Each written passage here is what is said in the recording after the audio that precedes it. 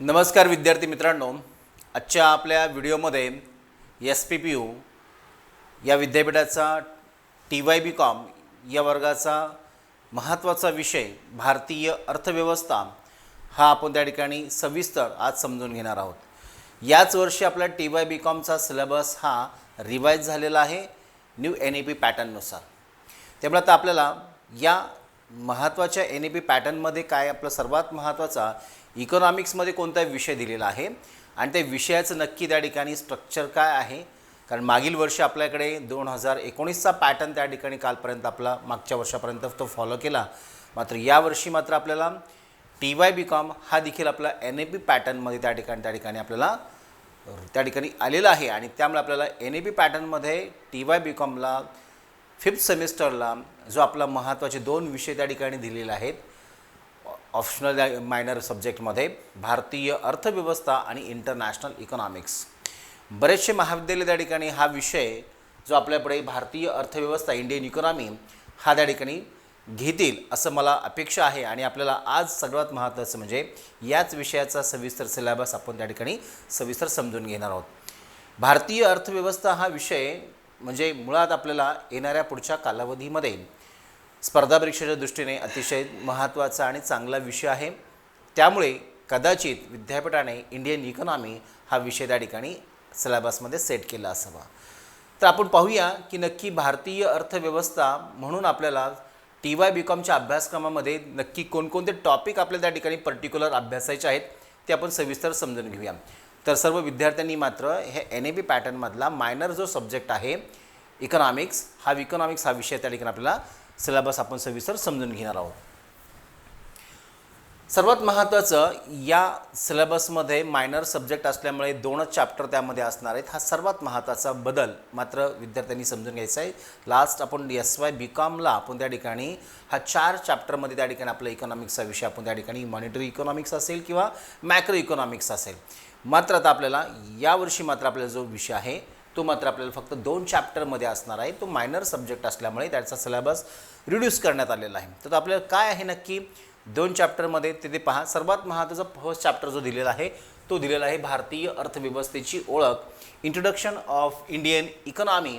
तर Indian इकॉनॉमीची introduction म्हणून त्या ठिकाणी पाहत असताना सर्वात महत्त्वाचं म्हणजे जो पहिला जो टॉपिक दिलेला आहे तो म्हणजे आहे सर्वात महत्त्वाचं म्हणजे भारतीय अर्थव्यवस्थेपुढील संधी आणि समस्या हा पहिला टॉपिक त्यामध्ये दिलेला आहे। मुळात भारतीय अर्थव्यवस्था म्हणजे काय ही इथून आपल्याला त्या ठिकाणी शिकावं लागणार आहे। तर भारतीय अर्थव्यवस्था ही समजून घेत असताना भारतीय अर्थव्यवस्थेचे त्या ठिकाणी नक्की भारतीय अर्थव्यवस्था ही आता झपाट्याने विकसित होणारी अर्थव्यवस्था म्हणून त्या ठिकाणी ओळखली जाते। जागतिक पातळीवर 4थी महत्त्वाची अर्थव्यवस्था म्हणून देखील ओळखली जाते।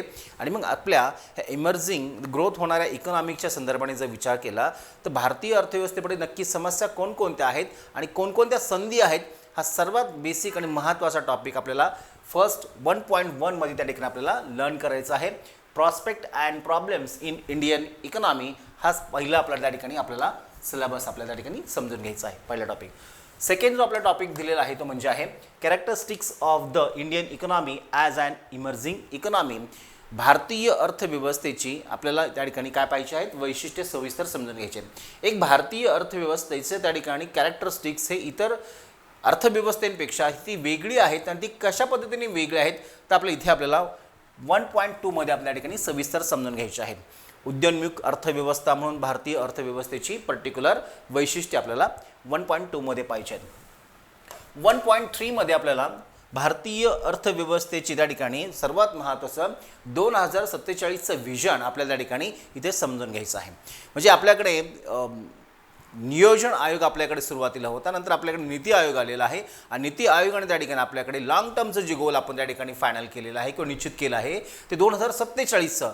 मग ते 2047मध्ये भारताचं विजन काय असणार आहे, भारताला आपण कुठे घेऊन जाणार आहोत ते आपल्याला त्या ठिकाणी भारताने कोणती त्या ठिकाणी नक्की स्वप्न पाहिलेली आहेत किंवा विकासाची कोणती ध्येय धोरणे किंवा उद्दिष्टे आपण निश्चित केलेली आहेत च्या संदर्भाने आपल्याला 2047 आपल्याला विजन आपल्या या ठिकाणी उद्दिष्टे आपल्याला त्या ठिकाणी पाहिजे आहेत। 2047ची उद्दिष्टे गोल्स अँड ऑब्जेक्ट ऑफ विकसित भारत 2047 आपल्याला इथे त्या ठिकाणी सविस्तर समजून घ्यायचं आहे। 1.4 मध्ये आपल्याला भारतीय अर्थव्यवस्थेच्या संदर्भाने अतिशय महत्त्वाचा एक टॉपिक दिलेला आहे, तो म्हणजे मानवी विकास निर्देशांक. मुळात भारतीय अर्थव्यवस्थेचा अभ्यास करत असताना त्या अर्थव्यवस्थेचा सर्वांगीण विकास तेव्हाच मांडला जातो किंवा त्या ठिकाणी होतो जेव्हा खऱ्या अर्थाने त्या देशात राहणाऱ्या लोकांच्या मानवी विकासाचा दर्जा देखील उंचावणं आवश्यक. आणि मग हा मानवी विकासाचा निर्देशांक हा त्या ठिकाणी आपल्याकडे एक अहवाल आहे आणि त्या अहवालाच त्या ठिकाणी दरवर्षी त्या ठिकाणी आपल्याकडे आकडेवारी पुढे येते. आणि मग भारत कुठे आहे मानवी विकासाच्या बाबतीमध्ये, तर त्या ठिकाणी HDI हा जो निर्देशांक आहे इंडेक्स, तर आपल्या त्या ठिकाणी तो आपल्याला सविस्तर समजून घ्यायचा आहे. मानवी विकास निर्देशांक म्हणजे काय ती संकल्पना आपल्याला पाहिजे आहे. आणि आंतरराज्य मानवी विकास निर्देशांक सर्वात महत्त्वाचं आपण त्या ठिकाणी वेगवेगळ्या कंट्रींना आपण त्या ठिकाणी कंपेअर करतो किंवा त्या ठिकाणी तुलना करतो. आणि मग भारत, अमेरिका, चीन असेल किंवा इतर राष्ट्रांशी आपण भारतीय अर्थव्यवस्थेची आपण तुलना करतो. पण मुळात आपण ज्या देशामध्ये राहतो त्या आपल्या देशामध्ये त्या ठिकाणी आपला भारत मुळात त्या ठिकाणी खंडप्राय देश आहे, वेगवेगळ्या राज्यांमध्ये त्या ठिकाणी विखुरलेला आहे. मग भारतामधल्या वेगवेगळ्या राज्यांमध्ये देखील त्या ठिकाणी वेगवेगळ्या पद्धतीने त्या ठिकाणी मानवी विकासाची स्थिती त्या ठिकाणी आहे. म्हणून आपल्याला इथे आणखीन ॲडिशनल आपल्याला संकल्पना पाहिजे आहे आंतरराज्य मानवी विकास निर्देशांक. इथे सर्वात महत्त्वाचं वेगवेगळ्या राज्यांमधील असणाऱ्या त्या ठिकाणी मानवी विकासाची भिन्नता ती काय आहे, तिथे आपल्या त्या ठिकाणी ही आंतरराज्य मानवी विकास निर्देशांक ह्या संकल्पनेमध्ये आपल्याला ती समजून घ्यायची आहे. आणि 1.5 मध्ये विकसित राष्ट्राशी मानवी विकास निर्देशांकाची तुलना. इथे सर्वात महत्त्वाचं म्हणजे जे विकसित कंट्रीज आहे म्हणजे डेव्हलप्ड कंट्री, ज्याच्यामध्ये अमेरिका, इंग्लंड, फ्रान्स, जे ठराविक त्या ठिकाणी आपण G10 आपण त्याला म्हणतो, G8 म्हणतो, अशा विकसित राष्ट्रांबरोबर भारतीय अर्थव्यवस्थेची त्या ठिकाणी पर्टिक्युलर मानवी विकासाच्या निर्देशांकांच्या मध्ये त्या ठिकाणी आपल्याला तुलना करायची. ते मानवी विकास निर्देशांक त्या ठिकाणी कोणकोणते पॅरामीटर्स आहे ते आपल्याला सविस्तर आपल्या लेक्चरमध्ये आपण घेणारच आहोत. तर इथे आपल्याला मानवी विकास निर्देशांकाची तुलना आपण विकसित राष्ट्रांबरोबर भारत आणि विकसित राष्ट्र अशी तुलनात्मक परिस्थिती आपल्या या ठिकाणी शेवटच्या टॉपिकमध्ये म्हणजेच 1.5 मध्ये आपल्याला या ठिकाणी सविस्तर समजून घ्यायची आहे. तिथे आपल्याला डेव्हलप कंट्रीबरोबर भारतीय अर्थव्यवस्थेची आपल्याला HDI बरोबर आपल्याला तुलना करायची आहे. तर पहिलं जे प्रकरण आहे ते सगळ्यात महत्त्वाचं इंटरेस्टिंग आहे आणि बेसिक स्वरूपाचा अभ्यास आहे. आपलं भारतीय अर्थव्यवस्थेचा पिक्चर समजून घेण्यासाठी बेसिक स्वरूपाची माहिती आपल्याला चॅप्टर फर्स्टमध्ये त्या ठिकाणी दिलेली आहे. सेकंड जो चॅप्टर आपल्याला दिलेला आहे तो म्हणजे 3 सेक्टर ऑफ इंडियन इकॉनॉमी. म्हणजे आपल्या सर्वात महत्त्वाचं कोणतीही अर्थव्यवस्था जर समजून घ्यायची असेल तर आपल्याला ती अर्थव्यवस्था समजून घेत असताना त्या देशातलं सेक्टर वाईज आपल्या त्या ठिकाणी इकॉनॉमी आपल्याला समजून घेणं आवश्यक आहे. जगाच्या कोणत्याही पाठीवर तुम्ही गेला तर त्या देशामध्ये तुम्हाला हे 3 सेक्टर त्या ठिकाणी तुम्हाला ते आढळतील किंवा त्या आहेतच. मग ते 3 सेक्टर कोणते ते सर्वात महत्त्वाचं प्राथमिक क्षेत्र, द्वितीय क्षेत्र आणि तृतीय क्षेत्र. ते मग प्राथमिक क्षेत्र शेती असेल, द्वितीय क्षेत्र उद्योग असेल, तृतीय क्षेत्र सेवा क्षेत्र असेल. Agriculture sector, industrial sector and service sector अशा 3 महत्त्वाच्या primary, secondary and territory sectors अशा 3 महत्त्वाच्या क्षेत्रांचा अभ्यास आपल्याला इथे आपल्याला सिलेबसमध्ये आपल्याला तो सविस्तर सेकंड चॅप्टरमध्ये समजून घ्यायचा आहे. म्हणजे आपल्याला इथं सिलेबस सेट करणाऱ्यांनी मात्र एक चांगला अतिशय त्या ठिकाणी हा ॲप्रोच त्या ठिकाणी डोक्यात घेतलेला आहे की इथं 3ही सेक्टर त्या ठिकाणी कव्हर करण्याचा प्रयत्न त्यांनी केलेला आहे. कारण आपल्याला मुळात अर्थव्यवस्था समजून घेत असताना आपण सेक्टर वाईज इकॉनॉमी त्या ठिकाणी पाहणं गरजेचं आहे. आणि म्हणून आपल्याला सेक्टर वाईज त्या ठिकाणी आपल्या इकॉनॉमीचा त्या ठिकाणी अभ्यास पाहत असताना काय काय दिलेलं आहे तिथं 2.1 मध्ये ॲग्रिकल्चर सेक्टर पहिल्यांदा त्या ठिकाणी घेतलेलं आहे. ॲग्रिकल्चर सेक्टर, तर ॲग्रिकल्चर सेक्टर म्हणजे त्या ठिकाणी आपलं कृषी क्षेत्र त्या ठिकाणी आहे. आणि मग ह्या कृषी क्षेत्राचा आपल्याला अभ्यास करत असताना ॲग्रिकल्चर सेक्टरमध्ये काय काय दिलेलं आहे तर त्यातला पहिला जो टॉपिक आहे तो म्हणजे आहे फीचर्स अँड प्रॉब्लेम्स. सर्वात महत्त्वाचं भारतीय शेती क्षेत्राचा अभ्यास करत असताना मुळात आपल्याला तिथे त्या ठिकाणी सुरुवात इथूनच आपल्याला करावी लागणार आहे ते प्रॉब्लेम्सपासून. कारण भारतीय शेती क्षेत्रामध्ये अनेक प्रकारच्या समस्या आपल्याकडे आजही प्रचलित आहे. म्हणून आपल्या अर्थव्यवस्थेमधील शेती ही सगळ्यात मोठं क्षेत्र जरी असलं तरी अविकसित क्षेत्र म्हणून ओळखलं जातं. आणि म्हणून आपल्याला इथं पहिल्यांदाच भारतीय शेती क्षेत्रामध्ये कोणकोणते नक्की प्रॉब्लेम्स आहेत किंवा त्या ठिकाणी कोणकोणते त्या ठिकाणी फीचर्स आणि प्रॉब्लेम्स आपल्याला पाहिजेत. म्हणजे वैशिष्ट्ये आणि समस्या. भारतीय शेतीचं एक वेगळं पण आहे किंवा वेगळे लक्षण आहे किंवा वेगळी वैशिष्ट्ये आहेत ती पहिल्यांदा आपल्याला समजून घ्यायची आहेत. आणि सेकंड महत्त्वाचा पार्ट आहे तो म्हणजे भारतीय शेती क्षेत्रापुढच्या समस्या. मग त्या समस्या कोणकोणत्या आहेत यावर देखील आपलं सविस्तर आपलं लेक्चर होणार आहे. तर भारतीय शेती क्षेत्राची वैशिष्ट्ये आणि समस्या जो त्याच्यामध्ये 2.2 जो टॉपिक दिलेला आहे cropping pattern climate change and effects of climate change on agriculture. सर्वात महत्त्वाचं, भारतीय शेती ही पावसावरची जुगार म्हणून ओळखली जाते. आणि मग इथे पावसावरची जुगार का म्हटलं जातं? कारण मुळात ते क्लायमेटवर त्या ठिकाणी भारतीय शेती म्हणजे मूळतः भारतीय शेती ही त्या ठिकाणी निसर्गावर अवलंबून असल्यामुळे, पर्यावरणावर अवलंबून असल्यामुळे, आणि मग पर्यावरणीय त्या ठिकाणी अनुकूलता जेवढी जास्त तेवढं ॲग्रिकल्चर प्रोडक्शन जास्त राहत असतं. पण मुळात पर्यावरणीय समस्या जेवढी जास्त असते तेवढी आपल्याकडे ॲग्रिकल्चर सेक्टरसाठी जर अनुकूल वातावरण तयार नसेल तर आपल्याकडे शेती क्षेत्राची उत्पादकताही कमी राहते. आणि म्हणून इथे आपल्याला 2.2 मध्ये जो टॉपिक दिलेला आहे तो म्हणजे आहे क्रॉपिंग पॅटर्न. म्हणजे आपल्याला समजून घ्यायचं आहे पीक पद्धत, पहिल्यांदा समजून घ्यायची आहे. आणि त्या पीक पद्धतीबरोबरच आपल्याला climate change and effect on climate change on agriculture. इथे सर्वात महत्त्वाचं म्हणजे क्रॉपिंग पॅटर्न पाहायचं आपल्याला, पीक रचना किंवा पीक पद्धत आपल्याला समजून घ्यायची आहे. भारतीय अर्थव्यवस्थेमध्ये कोणकोणती प्रामुख्याने पिकं घेतली जातात, ती किती प्रमाणात घेतली जातात, तो क्रॉप पॅटर्न आपल्याला इथं समजून घ्यायचा आहे. आणि पुढे आपल्याला त्याच्याबरोबरच आपल्याला पाहायचं आहे ते म्हणजे क्लायमेट चेंज. आपल्याकडे अलीकडे खूप सारी ग्लोबल वॉर्मिंग सारखी समस्या आपल्याकडे झपाट्याने वाढत चालली. आत्ता आपल्याकडे एल निनोचा प्रॉब्लेम, आपल्याकडे क्लायमेट चेंजचा प्रॉब्लेम आपल्याकडे आलेला आहे. आपल्याकडे पावसाने त्या ठिकाणी दांडी मारलेली आणि परिणाम आपल्याकडे पाऊस नाही म्हणून पेरण्या थांबल्यात. हे सगळ्या समस्या जे क्लायमेटशी जोडलेल्या आहेत. म्हणून आपल्याला इथे काय पाहायचं आहे, क्लायमेट चेंज आणि क्लायमेट चेंजचा इम्पॅक्ट काय होतो आपल्याला ॲग्रिकल्चर प्रोडक्शनवर, तो देखील आपल्याला इथे जोडून तो ठिकाणी समजून घ्यायचा आहे. इथे 2.3 मध्ये जो आपला टॉपिक पाहायचा आहे तो म्हणजे कोणता आहे, ॲग्रो बिझनेस. ॲग्रो बिझनेस सगळ्यात महत्त्वाचा भाग आहे. लक्षात घ्या, आपल्याकडे पारंपरिक शेतीला आपण वेगळ्या पद्धतीने पुढे घेऊन जाणं गरजेचं आहे. आणि ॲग्रो बिझनेसचा जेवढ्या मोठ्या प्रमाणे व्यापक विकास आणि विस्तार वाढेल तेवढ्या आपण ॲग्रिकल्चर सेक्टरचे डेव्हलपमेंट वाढू शकते. पण आपल्याला मुळात समजून घ्यावं लागेल पहिल्यांदा ॲग्रो बिझनेस आपल्याकडे काय आहे भारतीय अर्थव्यवस्थेमध्ये ते पाहावं लागणार आहे. म्हणजे आपल्याकडे भारतीय शेती क्षेत्रामध्ये व्यवसाय वाढले पाहिजे. तिथं आपल्याला समजून घ्यायचं आहे कृषी व्यवसाय आणि कृषी क्षेत्रातील नवीन प्रवाह. आपल्याकडे ॲग्रो बिझनेसचा काय ट्रेंड आहे ॲग्रिकल्चर सेक्टरमध्ये रिसेंटली, तो देखील आपल्याला इथे 2.3 मध्ये आपल्याला तो समजून घ्यायचा आहे. आता एक सेक्टर आपण पाहिलेलं, एक सेक्टरमध्ये फक्त आपल्या ॲग्रिकल्चर सेक्टरमध्ये 3 टॉपिक त्या ठिकाणी दिलेले आहेत. याच्यापेक्षाही आपला इकॉनॉमिक्समध्ये त्या ठिकाणी आपल्याला ॲग्रिकल्चर इकॉनॉमिक्समध्ये खूप सारे टॉपिक्स आहेत. ते कदाचित माझ्या त्या लेक्चरमध्ये मी ओझरते त्या ठिकाणी आपण ते सगळे टॉपिक आपण घेण्याचा आपण प्रयत्न करूया.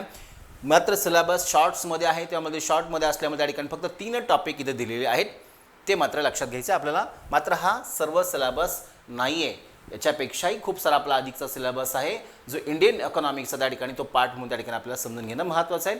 आपल्याला तो कुठेतरी आपण नेक्स्ट एका वेगळ्या ठिकाणी आपण तो कव्हर करूया. इथे आपल्याला ॲग्रिकल्चर सेक्टर झाल्यानंतर आपल्याला थोडंसं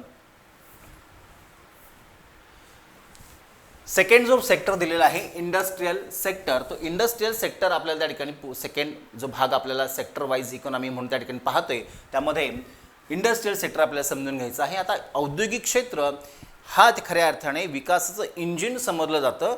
आपल्याकडे ॲग्रिकल्चर सेक्टरचं जरी व्यापकता जास्त असली तरी मात्र विकासाचं त्या ठिकाणी इंजिन म्हणून त्या ठिकाणी इंडस्ट्रियल सेक्टर म्हणून त्या ठिकाणी ओळखले जाते. आणि मग आपल्याला इंडस्ट्रियल सेक्टर खऱ्या अर्थाने आपल्या भारतीय अर्थव्यवस्थेमध्ये काय आहे ते आपल्याला समजून घेत असताना इंडियन इकॉनॉमीचा पार्ट म्हणून त्या ठिकाणी कोणकोणते टॉपिक आहेत तर सर्वात महत्त्वाचा पहिला जो टॉपिक दिलेला आहे 2.21 जो दिलेला आहे की कंपोनंट्स अँड कॅरेक्टरिस्टिक्स. कशाचे, भारतीय औद्योगिक क्षेत्राचे प्रमुख वैशिष्ट्ये आपल्याला त्या ठिकाणी सविस्तर समजून घ्यायचे आहे. आपण अमेरिकेमध्ये देखील इंडस्ट्रियल सेक्टर आहे, चीनमध्ये देखील इंडस्ट्रियल सेक्टर आहे आणि भारतामध्ये इंडस्ट्रियल सेक्टर आहे किंवा उद्योग आहेत. पण ह्या तिन्ही देशामधल्या उद्योगांची स्थिती मात्र भिन्न स्वरूपाची आहे. कारण तिन्ही देशातील औद्योगिक क्षेत्राचे त्या असणारी लक्षणे वैशिष्ट्य ही डिफरंट ड्रास्टिकली त्या ठिकाणी डिफरंट आहे. त्यामुळे आपल्याला इथे आपल्याला समजून घ्यायचं आहे की औद्योगिक क्षेत्राचे प्रमुख वैशिष्ट्ये भारतीय अर्थव्यवस्थेमध्ये काय आहेत ते आपल्याला पाहायचं आहे. तिथे 2.21 मध्ये त्या ठिकाणी की components and characteristics of Indian industrial sector. इथे 2.22 मध्ये त्या ठिकाणी दिलेलं आहे भारतीय उद्योगाचे स्वरूप. इथे त्या ठिकाणी नेचर ऑफ इंडस्ट्रियल इंडस्ट्री तर आपल्या इथं सविस्तर आपल्याला समजून घ्यायचे आहे. Profile of Indian industries. इथे आपल्याला प्रोफाईलमध्ये काय पाहायचं आहे तर भारतीय उद्योगाचं त्या ठिकाणी ओव्हरऑल पिक्चर आपल्याला समजून घ्यावं लागणार आहे. आपल्याकडे इंडस्ट्रियल सेक्टर त्या ठिकाणी आपण त्या सर्वात महत्त्वाचं MSME म्हणून त्या ठिकाणी आपल्याकडे 3 महत्त्वाचे भाग वर्गीकृत केलेले आहेत. पूर्वी आपल्याकडे त्याचं वर्गीकरण वेगळ्या पद्धतीने केलं जात होतं. आता आपल्याकडे 2006च्या त्या ॲक्टनुसार आपल्याकडे MSCE त्या ठिकाणी आपण केलेलं आहे. मायक्रो, स्मॉल, मीडियम एंटरप्राइजेस म्हणून त्या ठिकाणी आपण इंडस्ट्रीला डिवाईड केलेले आहे. आणि मग आपल्याकडे काय आहे, मायक्रो इंडस्ट्रीची काय स्थिती आहे, मिडियम इंडस्ट्रीची काय स्थिती आहे, स्मॉल इंडस्ट्रीची काय स्थिती आहे. आपल्याकडे लार्ज हा भाग काढलेला आहे, पण आपल्याकडे मिडियम इंडस्ट्रीपर्यंत म्हणजे मायक्रो, स्मॉल आणि मिडियम इंडस्ट्रीची आपल्याकडे काय स्टॅटिस्टिकल पोझिशन आहे किंवा काय स्थिती आहे ते आपल्या इथे प्रोफाईलमध्ये आपल्याला ती सविस्तर समजून घ्यायची आहे. तर आपल्याला हे सगळं म्हणजे तीनही उद्योगांचे प्रकार आपल्याला इथे आपण प्रोफाईलमध्ये पाहायचे आहेत. रोल ऑफ MSME ही जे आता आपण उल्लेख केला त्याच्यामध्ये, तर आपल्या इथे role of MSME in Indian economy and problems of MSME इथं आपल्याला 2 महत्त्वाचे भाग आपल्याला पाहायचे आहेत. ते म्हणजे फर्स्ट पार्ट पाहायचा आपल्याला तो म्हणजे MSME म्हणजे या ठिकाणी आपल्याला तुम्हाला मागचं म्हणलं की M for micro, S for small and again M for medium जो आहे. तर आपल्याला सूक्ष्म, मायक्रो, स्मॉल आणि मीडियम इंडस्ट्रीचं त्या ठिकाणी आपल्याला काय पाहायचं आहे, भूमिका पाहिजे. तीनही उद्योगांची भूमिका ही वेगळी विचारात घेणं का गरजेचं आहे, कारण तीनही उद्योगांचं स्वरूप वेगळं आहे, कारण त्यांचं आकारमान वेगळं आहे, त्याची प्रोडक्टिव्हिटी वेगळी आहे आणि त्या तीनही उद्योगांचे त्या ठिकाणी अर्थव्यवस्थेच्या संदर्भाने काय भूमिका आहे. तर आपल्याला पर्टिक्युलर मायक्रो, स्मॉल आणि मीडियम इंडस्ट्रीची त्या ठिकाणी भूमिका इथे विचारात घेणं गरजेचं आहे. कदाचित परीक्षेला हा त्या ठिकाणी एकत्रित भाग देखील विचारला जाऊ शकतो असा प्रश्न की मायक्रो, स्मॉल आणि मीडियम इंडस्ट्रीचे भारतीय अर्थव्यवस्थेमधली भूमिका स्पष्ट करा, किंवा त्यामध्ये पर्टिक्युलर मध्यम उद्योगांची अर्थव्यवस्थेमधली भूमिका स्पष्ट करा, असाही वेगळा टॉपिक विचारला जाऊ शकतो. इथे फक्त आपल्याला पाहायचं काय आहे, तर सगळ्यात महत्त्वाचं म्हणजे त्या उद्योगाचं स्वरूप, त्याची त्या ठिकाणी असणारी गुंतवणूक कॅपॅसिटी, प्रोडक्टिव्हिटी हे आपल्याला समजलं की आपल्याला त्याची भूमिका ही बदलत जाणार आहे, हे पण आपण लक्षात घेतलं पाहिजे. आणि याच्यात राहिलेला जो रिमेनिंग पार्ट आहे तो म्हणजे प्रॉब्लेम ऑफ MSME म्हणजेच या उद्योगांपुढे काही महत्त्वाच्या पण समस्या आहेत.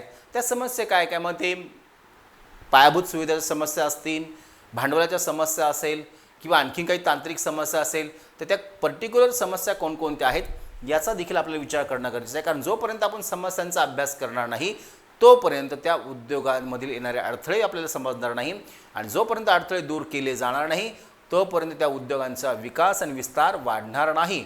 म्हणून आपल्याला सर्वात महत्त्वाचं म्हणजे MSMEच्या पुढे असणारे प्रॉब्लेम्स देखील आपल्याला हायलाईट करावे लागणार आहे, ते समजून घ्यावे लागणार आहेत. म्हणूनच आपल्याकडे महाराष्ट्रामधलं जर पर्टिक्युलर उदाहरण जर आपण घेतलं तर महाराष्ट्रामध्ये त्या ठिकाणी MSMEच्या पुढे काही समस्या आहेत. म्हणून महाराष्ट्रामधनं ह्या कंपन्या इतर राज्यांमध्ये त्या ठिकाणी काय होत आहेत, त्या मायग्रेट होत आहेत, स्थलांतरित होत आहेत. तर त्या पाठीमागचं मग ते गव्हर्नमेंटची पॉलिसी कारणीभूत ठरू शकते का, एन्व्हायरमेंट काय मध्ये त्या ठिकाणी हे प्रॉब्लेम्स आहेत का, किंवा इन्फ्रास्ट्रक्चरमध्ये काय प्रॉब्लेम्स आहेत का, व्हॉटेवर खूप सारे प्रॉब्लेम्स त्या ठिकाणी असू शकतील. आणि मग ते कोणकोणते आहेत तर आपल्या इथे ते प्रॉब्लेम्स आपल्याला समजून घ्यायचे आहेत. इथे लास्ट जो टॉपिक दिलेला आहे इंडस्ट्रियल सेक्टरच्या संदर्भाने तो म्हणजे कन्सेप्ट ऑफ स्किल डेव्हलपमेंट. इथे आपल्याला विकास सर्वात महत्त्वाचं म्हणजे concept of skill development, types of skills. इथे upskilling, cross skilling and skilling to enhance employability sector, हे सर्व त्या ठिकाणी वेगवेगळ्या संकल्पना आपल्याला त्या ॲग्रिकल्चर सेक्टरच्या संदर्भातल्या आपल्याला स्किल डेव्हलपमेंटच्या संदर्भातल्या आपल्या ठिकाणी सविस्तर समजून घ्यायच्या. म्हणजे काय दिलेली सर्वात महत्त्वाचं म्हणजे कौशल्य विकासाच्या संकल्पना ज्या आहेत त्या कौशल्य विकासाच्या संकल्पनामध्ये त्या ठिकाणी प्रकार जे दिलेले आहेत कौशल्याचे, रोजगार क्षमता वाढवण्यासाठीच्या अपस्किलिंग, क्रॉस स्किलिंग किंवा रिस्किलिंग, त्याचे सेक्टर, आणि आपल्याला हे सगळ्या संकल्पना पाहिल्यानंतर क्षेत्र विशिष्ट कौशल्य विकास आणि औद्योगिक धोरण आपल्याला सविस्तर समजून घ्यायचं. आपल्याकडे स्किल डेव्हलपमेंटचं एक स्वतंत्र सेंटर आहे किंवा मंत्रालय आहे, आणि त्या अंतर्गत आपण त्या ठिकाणी वेगवेगळ्या पद्धतीने त्या ठिकाणी आपल्या स्किल डेव्हलपमेंटसाठी वेगवेगळ्या त्या ठिकाणी ट्रेनिंग प्रोग्रॅम आपल्याकडे सातत्याने चालू असतात. इंडस्ट्रियल सेक्टरला सर्वात महत्त्वाचा प्रोडक्टिव्हिटीमध्ये भर घालणारा घटक म्हणून त्या ठिकाणी लेबर हा फोर्स आहे, आणि लेबर्स ह्या ठिकाणी 2 महत्त्वाचे त्या ठिकाणी लेबर्स असतात. एक म्हणजे स्किल्ड लेबर आणि दुसरा असतो अनस्किल्ड लेबर. आपल्याकडे जेवढ्या पद्धतीने जेवढ्या मोठ्या प्रमाणात स्किल्ड लेबर फोर्स जास्त असेल तेवढी आपली उत्पादकताही जास्त राहणार आहे.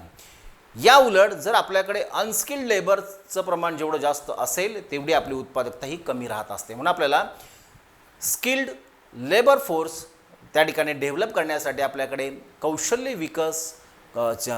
विकास करण्यासाठी आपल्याकडे स्वतंत्र विभाग आहे आणि त्याच्या मंत्रालयाअंतर्गत त्या ठिकाणी आपल्याकडे स्वतंत्र स्किल डेव्हलपमेंटचे प्रोग्राम्स त्या ठिकाणी आपल्याकडे सातत्याने त्या ठिकाणी चालू असतात. म्हणून आपल्याला स्किल डेव्हलपमेंट आपल्याला विद्यार्थ्यांना तेही कळलं पाहिजे, कारण आपल्याला ॲज अ स्टुडंट म्हणून आपल्याला भविष्यकाळात काही स्किल डेव्हलपमेंट अंतर्गत काही आपल्याला जॉब अपॉर्च्युनिटीसाठीचे आपल्या काही ट्रेनिंग प्रोग्राम त्या ठिकाणी आपल्याला त्या ठिकाणी मिळू शकतील.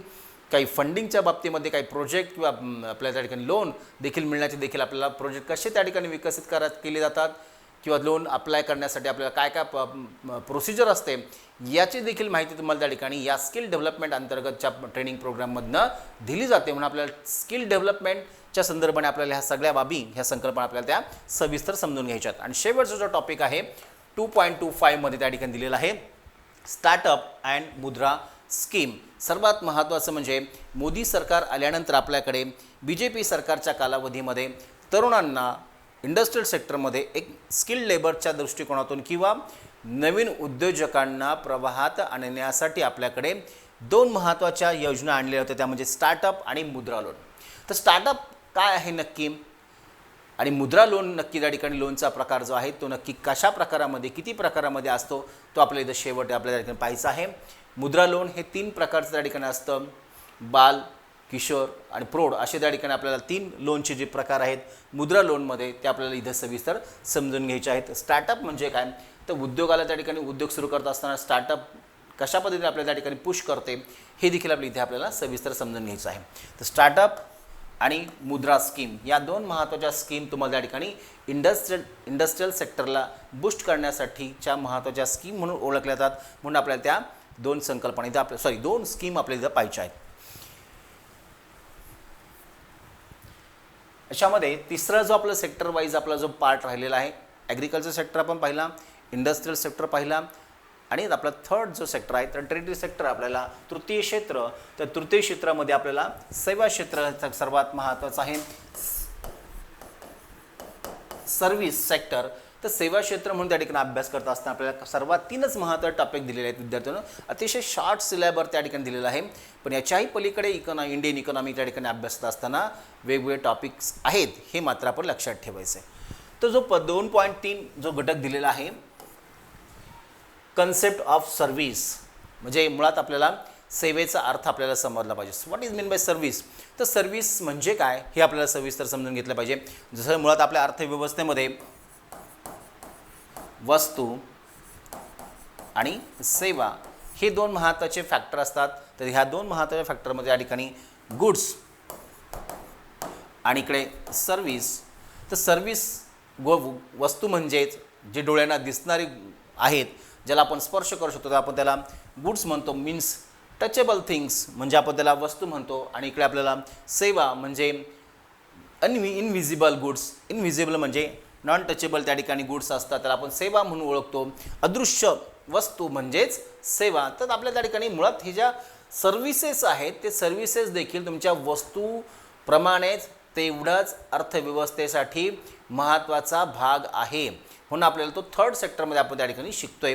आणि ते थर्ड सेक्टरमध्ये शिकत असताना आपल्याला 3 महत्त्वाचे भाग दिले. त्यातला पहिला आपल्याला कन्सेप्ट ऑफ सर्व्हिस आपल्याला ते सविस्तर समजून घ्यायचे. सेवा म्हणजे काय आणि भारतीय अर्थव्यवस्थेमध्ये सेवा क्षेत्राची व्याप्ती काय आहे, कोणकोणत्या सर्व्हिसेस आहेत ते देखील आपल्याला इथं पहिल्यांदा समजून घ्यावे लागेल. सेकंड जो आहे 3.2 मध्ये टाईप्स ऑफ सर्व्हिसेस, इथं आपल्याला प्रकार आपल्याला पाहायचे आहेत. सेवांचे देखील आपले खूप सारे प्रकार आपल्याकडे आहेत. आणि 3.3 मध्ये contribution of service sector in Indian economy अलीकडे झपाट्याने म्हणजे आपल्याकडे ओव्हरटेक केलं असं म्हटलं तरी चालेल. सुरुवातीच्या कालखंडामध्ये आपल्याकडे ॲग्रिकल्चर सेक्टर हा आपल्या अर्थव्यवस्थेचा कणा मानला जात होता किंवा त्या अर्थव्यवस्थेच्या एकूण राष्ट्रीय उत्पन्नामध्ये ॲग्रिकल्चर सेक्टरचा शेअर हा जास्त होता. कालांतराने इंडस्ट्रियल सेक्टर पुढे आल्यानंतर आता आपल्याकडे ह्या दोन्ही क्षेत्रांना ओव्हरटेक करून आपल्याकडे सर्व्हिस सेक्टर ही त्या ठिकाणी अर्थव्यवस्थेचा सगळ्यात बॅकबोन म्हणून ओळखला जातो. कारण एकूण राष्ट्रीय उत्पन्नापैकी सर्वात जास्त शेअर हा आपला सर्व्हिस सेक्टरचा आहे. म्हणून आपल्या त्या ठिकाणी इथे सर्वात महत्त्वाचा टॉपिक जो आपल्याला पाहायचा आहे तो परीक्षेच्या दृष्टीने महत्त्वाचा असेल. भारतीय अर्थव्यवस्थेत सेवा क्षेत्राची भूमिका काय आहे? Role of industrial sector in Indian economy किंवा कॉन्ट्रीब्युशन म्हणा, इम्पॉर्टन्स म्हणा. तर आपल्याला इथे आपल्याला तो तिसरा जो भाग पाहायचा आहे तो म्हणजे आपल्याला कॉन्ट्रीब्युशन, रोल, आयदर इम्पॉर्टन्स.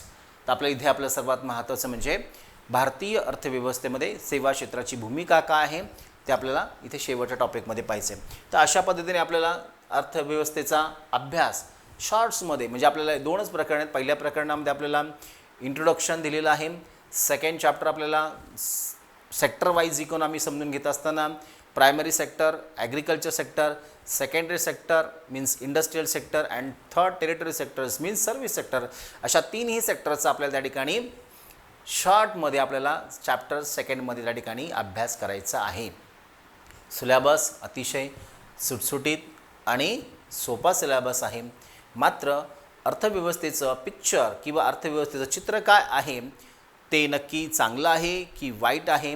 अर्थव्यवस्था विकसित होते का अविकसित आहे किंवा अर्थव्यवस्थेच्या विकासाची गती काय आहे हे जर समजून घ्यायचं असेल तर आपल्याला इंडियन इकॉनॉमी हा आपल्याला विषय अभ्यासणं महत्त्वाचं आहे. तर आपला हा सिलेबस आपण सविस्तर सगळ्या टॉपिकवर आपले सगळे लेक्चर त्या ठिकाणी आपण रेकॉर्डेड आपण त्या ठिकाणी यूट्यूबवर त्या ठिकाणी करणार आहोत. मात्र सर्व विद्यार्थ्यांनी मात्र अद्यापही चॅनल, बरेचसे विद्यार्थी चॅनल पाहत आहेत पण चॅनलला आणखीन सबस्क्राईब केलं नाही आहे. बऱ्याचशा विद्यार्थ्यांनी चॅनल सबस्क्राईब केलेलं आहे पण अद्याप ज्यांनी कोणी केलं नसेल त्या विद्यार्थ्यांना मात्र फ्युचरमध्ये आपल्याला हे सगळे लेक्चर्स इथे आपल्याला उपलब्ध होणार आहे इको मास्टर बाय डॉक्टर विशाल या चॅनलवर. त्यामुळे चॅनलला पहिल्यांदा सबस्क्राईब करून घ्या, बेल बटन त्या ठिकाणी प्रेस करून ठेवा जेणेकरून आपल्या पुढच्या लेक्चरचे सर्व नोटिफिकेशन तुम्हाला त्या ठिकाणी मिळतील. तर आज आपण सिलेबसपर्यंतच थांबूया. पुन्हा आपण पुढच्या टॉपिकबरोबर आपण भेटूया. तर सर्वांना शुभेच्छा. थँक्यू.